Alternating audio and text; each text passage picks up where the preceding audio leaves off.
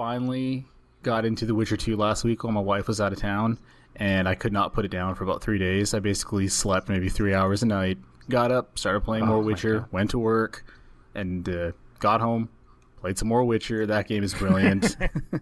So you're saying you didn't do all 3 days straight like you did with Metal Gear and Xenogears? Nah, I'm not 19 anymore, or 18. I'm a little disappointed 18. to hear that. I do also want to stay gainfully employed, so I just can't pull that kind of shit off anymore. I've heard that game is just insanely difficult. Just the demo is filled with people dying. Let me put it this way, Randy. I mean, I love the game, and it's got its glaring issues, one of which is the obscene difficulty. But the tutorial, I died 9 times trying to pass the tutorial. And I know that one of the Penny Arcade guys made a blog post a few weeks ago when the game first came out. He died 38-ish times in the tutorial. So all things considered, you did fairly well then. I did awesome. It's funny because it's like I cannot believe just how difficult the game is, and they don't make any apologies for it either. I know that one of the main designers for the game, he did an interview shortly after the game was released, and he was like, well, our normal is what other games hardcore is, so just deal with it. That's just the way we did it. And then, of course, like 5 days later, they patched the game to make it a little more easier. Oh, really? Yeah. I heard about that, or the interview anyway, where the guy is making excuses. And, I've known to play a few games that are unreasonably difficult at times, but it kind of rubs me the wrong way that they're just kind of like, oh, well, that's just how we do it. Yeah, and you're not hardcore enough. Especially, but I'm glad to hear that they fix it up. When it's the tutorial, I mean, come on. You have to ease people into it. I don't mind, hitting a brick wall, but when you first press up to move forward and then you die, you're like, well, that's not really how you want to introduce people. I hope that's not quite.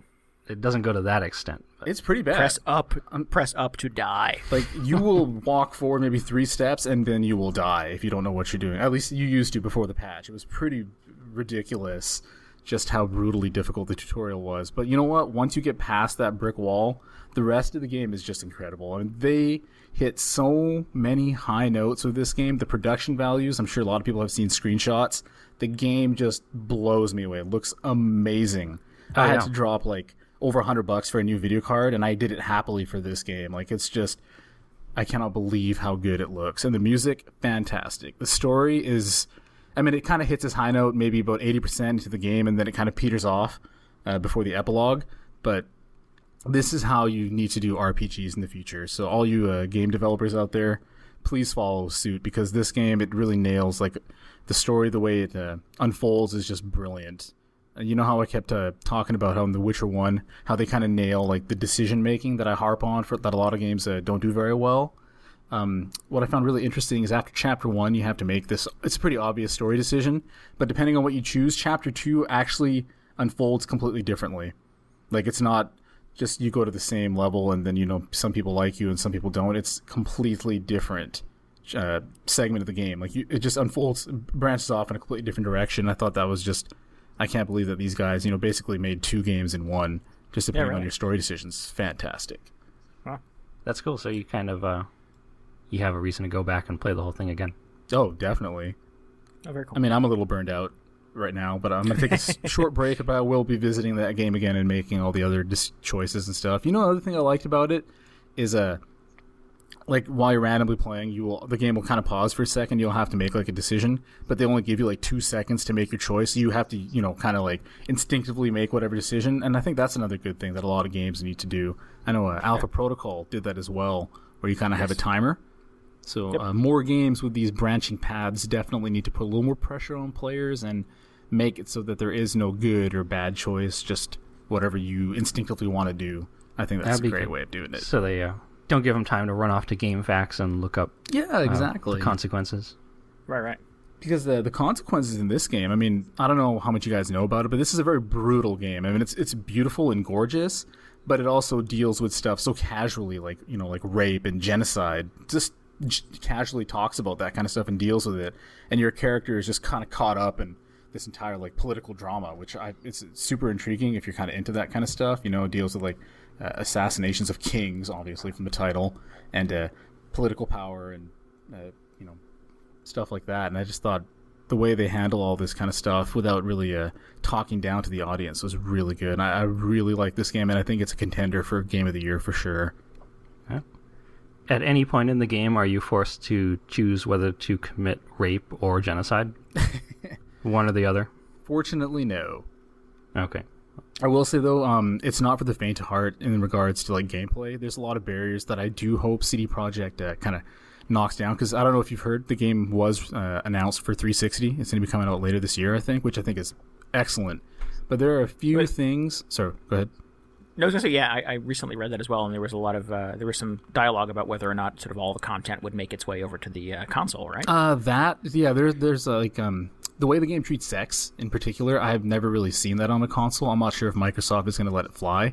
It's not crass in any way. In fact, I thought it was handled very tastefully, but it's also very explicit, the way they handle it. I'm not sure if I could see that on the 360, but what I'm more worried about is just some of the way the gameplay works, like the lack of proper tutorials throughout the game, explanation for a lot of the gameplay elements, like the crafting and the potion usage and crafting. It's not really explained very well, and if I hadn't spent like 50 hours at the first Witcher game, I probably would have really stumbled on these gameplay elements, and they're so integral to the game. I hope that CD Projekt goes back and actually builds in proper tutorials for these things, because I know a lot of PC gamers, they're used to this kind of stuff and they embrace these challenges, but console gamers, and I just don't see how it's going to fly on the console. So I sincerely hope that they tweak that a little bit, and I highly recommend this game. Absolutely brilliant. Beautiful. I've been playing a little of The Witcher 1, and I think I got a little of that kind of just lack of tutorials and explanation, because a lot of the time I feel like I have no idea what I'm doing. So I'm taking a little break from it, and I'll come back later. It's not very intuitive, and I sincerely hope they fix that for the 360 version. It's kind of weird. It seems like sort of a significant sort of barrier to entry, because I think everything about the game, as far as sort of its themes and the things that it deals with, and in terms of gameplay and stuff like that, it sort of appeals to me. But I think the difficulty obviously is a barrier, and just sort of the presumption that you should know what you're doing is hard for me. I'm not saying that sort of console gamers, and I am traditionally console-only gamer, I don't think things have to be sort of dumbed down, but I think there is an expectation based on the games that I play, that at the very least they sort of show you the ropes. Right, exactly. And this game does a poor job of doing that. And I do love the game, but I have to be critical of that, because you do need to teach people how to play your game so they can enjoy it. I liked in the first one where they introduced all these systems like alchemy and the skill leveling system and the different weapon types or whatever. And at first it felt like these are all sort of systems on top of just the basic gameplay that like you could really get into in order to sort of take your game to the next level when you really understand them and get an extra advantage. But in my experience, it turns out you really do have to learn all the way all these work. So that was a little off-putting.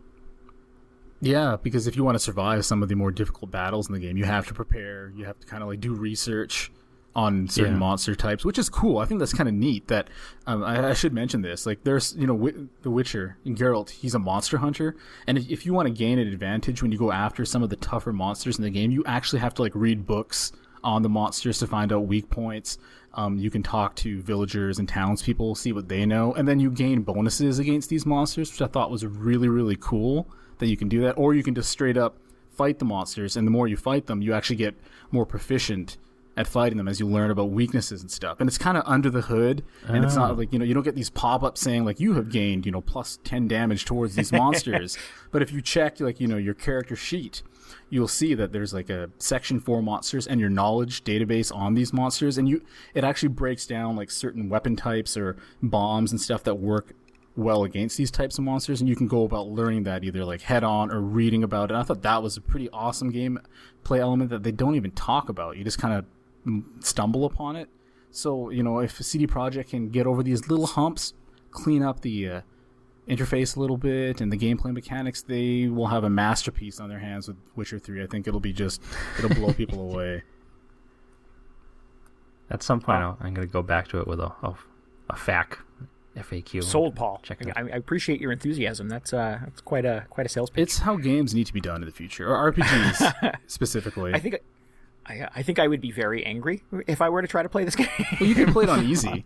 And you should be able to get through it. I mean, I played it on easy for a while, too, because it was just too difficult. It was unfair. And then, does this one let you change the difficulty midway? Because yes. I don't think the first one did. Yeah, you sure can. I tried to. I was like, please, let me just get past this plant that keeps eating me. And there's no shame in it for this game, man. I mean, these guys make no bones about it. This is a difficult game, and that's the way they want to do it. So if you need to play it on easy, go right ahead, because the story is incredibly complex and nuanced. I got to play this game again. I'll be back in a minute.